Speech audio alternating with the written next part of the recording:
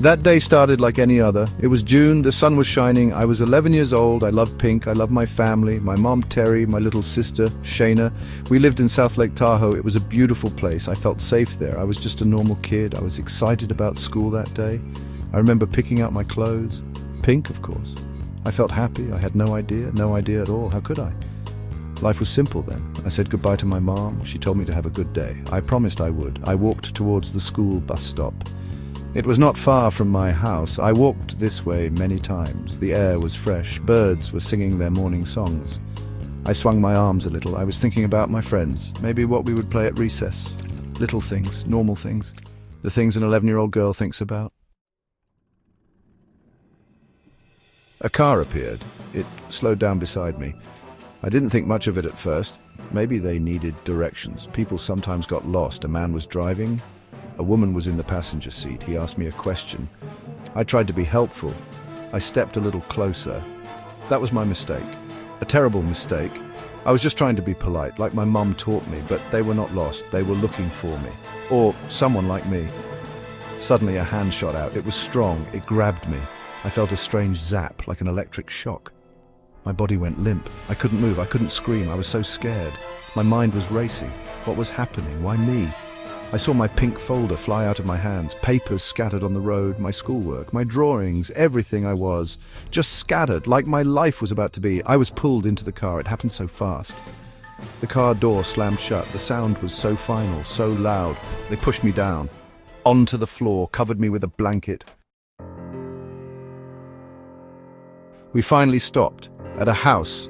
It looked ordinary from the outside, but inside it was not, and behind it hidden. That's where they took me, to a backyard, but it wasn't a normal backyard. It was a prison full of sheds and junk and secrets. He, Philip Garrido, led me there. She, Nancy, his wife, watched. I was so scared. My legs felt like jelly. I didn't know what to expect. I just wanted to go home.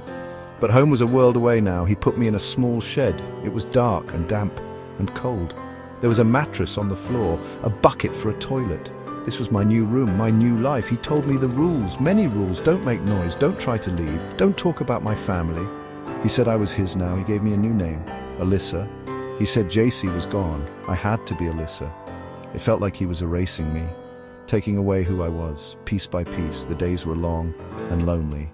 I missed the sun, I missed fresh air. Section 4, 18 years in the shadows. The years passed so slowly, like watching paint dry.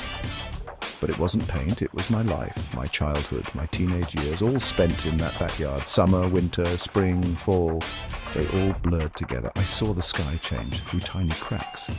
Or when he let me out for a short time, but mostly it was shadows and fear and waiting for something, anything to change. I tried to keep track of time, but it was hard. Days turned into weeks, weeks into months, months into years. He made me believe no one was looking for me, that my family had forgotten me. It was a cruel lie. But I was a child, and he was so convincing, so controlling. I started to believe him. It made the loneliness worse, so much worse. I had cats. They were my only friends, my comfort. I would talk to them, tell them my secrets, my hopes. They couldn't understand, but they listened. And they purred, and that helped a little bit. They were soft and warm in a world that was so cold. Then I had my daughters, my babies, born in that captivity. He was their father. It was confusing. Section 5. Tiny sparks in the darkness.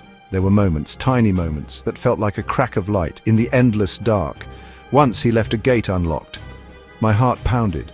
Could this be it? A chance? I thought about running. I imagined it. Feeling the wind, being free. But then I thought of my girls.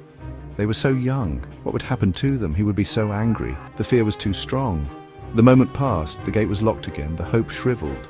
But it had been there, a tiny spark. Sometimes customers for his printing business were kind. They would smile at me or ask me questions, normal, everyday questions. It made me feel almost human, almost seen. Not just as Alyssa, his helper, but as a person. I had to be careful, not to say too much, not to give anything away. He was always watching, always listening. But those small kindnesses from strangers, they were like sips of water in a desert of cruelty. They kept a tiny part of me alive. I wrote in journals when I could find paper and a pen. I wrote down my thoughts, my feelings. Section 6. The day the door opened. It started with him wanting to go to a university, to give a talk about his strange ideas. He took me and my daughters with him to the campus. It felt so strange to be out in the real world. So many people, so much noise, so much life. I hadn't seen anything like it in 18 years. A campus police officer saw us. She thought something was wrong, something about him, something about us.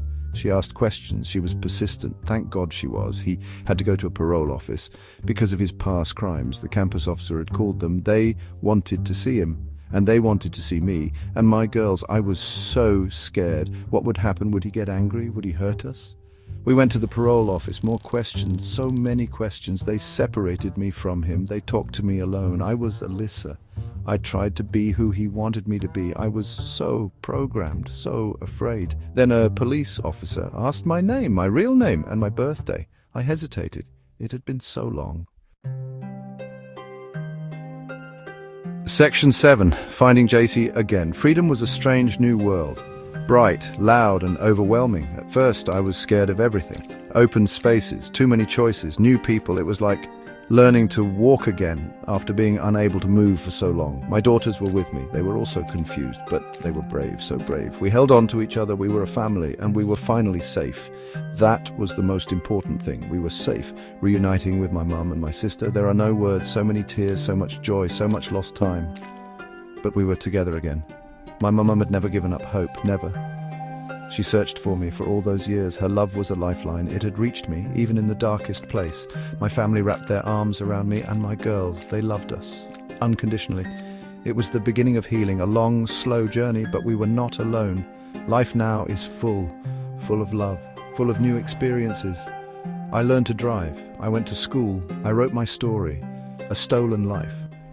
It was hard to write, but it was important.